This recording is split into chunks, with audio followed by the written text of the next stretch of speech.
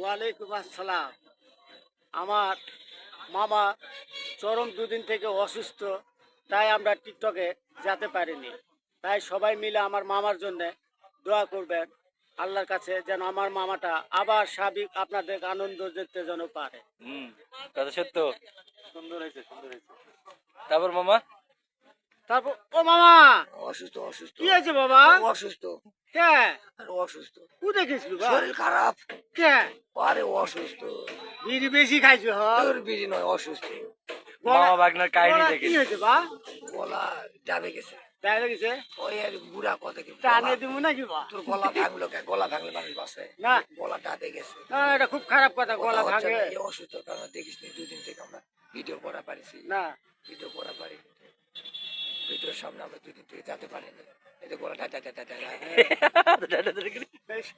হাসিচ্ছে। মামা যেরকম বাগনা সেরকম। দোয়া চালু মানুষের কাছে। হ্যাঁ হ্যাঁ, মামার জন্য দোয়া চাইছি তো। শুক্রবার মসজিদ চাই দোয়া চাস খাওয়া দে না। খাজা দিব মসজিদে, খুরমা রে খুরমা খুরমা দিলেও হুজুর কম হবে। গোল জিনিস তো সবাই খায় না, দাঁত নাই যে। বেশি করে দোয়া করি। আচ্ছা।